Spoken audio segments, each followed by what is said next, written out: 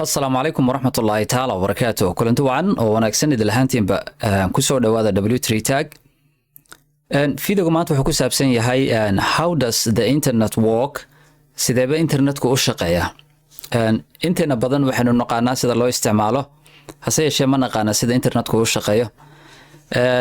Marka aad ogaato sida internetku u shaqeeyo waad la yaabi doontaa. Waayo waxaynu naqaanaa in Google wax lagu qoro oo within seconds ama second gudahooda markiiba wixii aad Google weydiisay uu ku soo saaro. Laakiin processka uu marayo iyo inta meelood uu soo marayo markaad ogaato waad la yaabi doontaa. Insha Allah fiidiyowga markaad dhameysato waxaad ka mid noqon doontaa dadka tirada yar leh ee laga tirada badan yahay ee yaqaan sida internetku u shaqeeyo. aan ku bilaabno su'aasha ah what is the internet? Internetku muxuu yahay?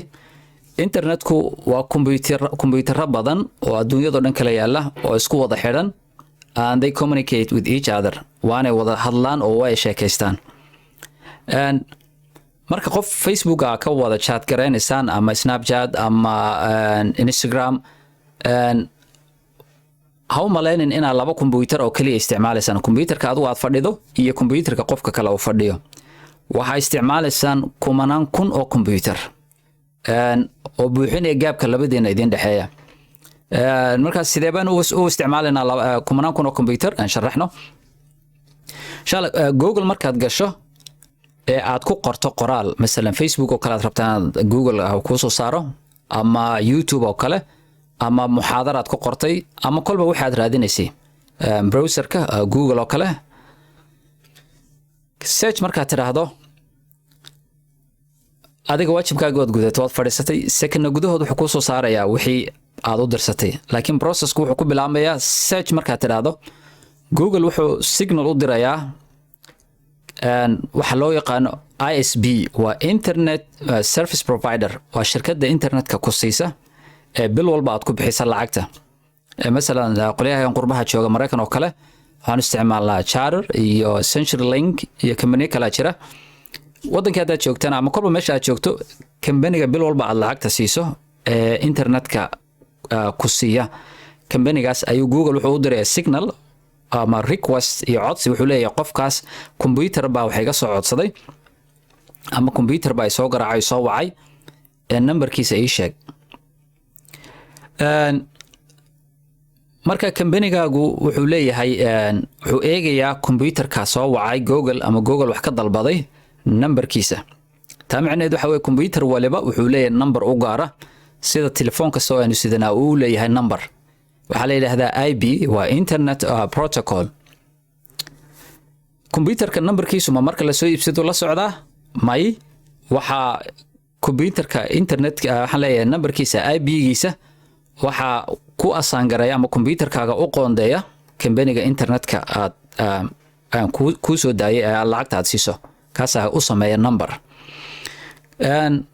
Google marka uu weydiiyo numberka computerka soo wacay companyga internetka ku siiya wuxuu leeyahay ama manage gareeya wax kale oo loo yaqaan oo DNS waa domain names system ama server waa phone book oo kale telefoonkaaga mesela markaad rabto inaad qof la hadasho ama qof inaad wacdo numberada dhan dushka ma wada qaban kartid waxaad samaysaa qofka magaciisa aad baadhaa qofka magaciisa markuu ku soo baxo kabacdaad la hadashaa ama aad wacdaa marka companygu wuxuu leeyahay wax la yiraahdo DNS ku waa phone book oo kale wuxuu eegayaa marka waxa ku keedsan numberada computerada dhan ama website-yada oo dhan kabacdu uu eegayaa marka uu helo computerka Google la hadlay ama Google wax ka dalbaday wuxuu dib ugu celinayaa signalkii ama codsigii Google marka wuxuu ku leeyahay shirkaddu company waxay ku oranaysaa computerkaas kula soo hadlay ama ku soo wacay ama ku soo garaacay kadib Google marka uu helo computerka soo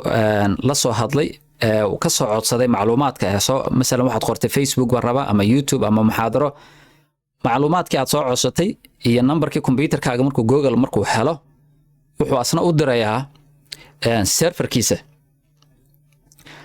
server waxa la yiraahdaa computerka caadiga aanu isticmaalayno guriyaha inoo yaala waxa la yiraahdaa client computer kelmadda haddaad macnaheeda fahanto client waad garanaysaa waa waxa weeye macmiil maadaama internetka lacag laga qaaday macmiil baa tahay marka computerka caadiga waxa la yiraahdaa client computer serverkana waxa weeye waa computer weyn oo powerful ah oo 24 hours shidan oo aan la demin oo macluumaadkoo dham iyo website-yada datadooda dham ay ku keedsan tahay.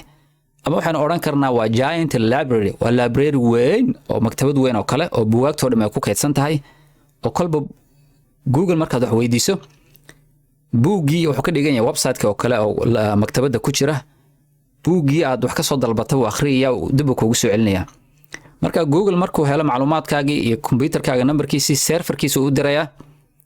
serverku waa maktabada weyn oo kale wixii aad soo dalbatay markuu serverku helo, serverkaasna wuxuu soo raacinaya wayro sida korontada kor wayr raacinaya. wayradaas waxay tagayaan badda, wayro badda hoosteeda mara. arinku markuu halka marayo markaas aad internetka runta isticmaalaysa. waa internetka runtii wuxuu maraa badda hoosteeda ku jira. serverka Google wayrada ka soo baxa ee kuwa badda ku xirmaya waxa laga yaabaa inay buuro korkood soo maraan, inay dhulka hoostooda soo maraan, inay dhir waaweyn iyo kayni ay soo dhex maraan. adigu waa tahriib caadi weeye. macluumaadka aad Google ku qortay ee sekanada kugu soo gaaray tahriib caadi soo galayaan iyagoo soo tahriibay ka bacda ku imanayaan oo bad soo maray oo buur soo maray oo bari soo maray. kadib wayarka serverka Google ka soo baxay ee wayrada internetka badda hoostooda mara markuu macluumaadka gaarsiiyo kuwaas soo qaadaya. waxa hadana ka soo qaadaya company-ga internetka ku siiyo wayradiisa ayayna waxay soo raacinayaan wayarka gurigaaga ku jira ee internetka. macluumaadkii aad Google weydiisatay waxa ka soo galayaan gurigaaga wayarka yar ee guriga ku jira. wayarkaasna wuxuu soo gudbinayaa routerka balkeeda guriga ku yaala, routerka wireless-ka adeed doona isku jira. kaasna wuxuu ku xiriirsan yahay xadhiga ugu xiriirsan computerka ayuu asna computerkaaga ugu soo gudbinayaa.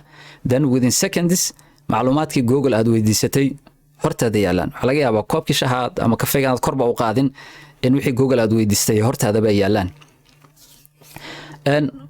marka processka dheer buu internetku maraa marka wax la raadiyo waa aragtay qababacda iyo tahriibta uu soo galay. marka insha Allah maanta laga bilaabo hadii lagu weydiiyo internetku sidoo u shaqeeyaa, that's how internet works. internetku waa saas u shaqeeyaa. marka insha Allah saa ula socda.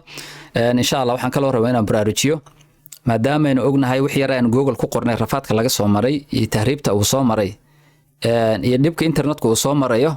insha Allah internetka ciyaarta laga daayo oo internetka wax wanaagsan loo isticmaalo.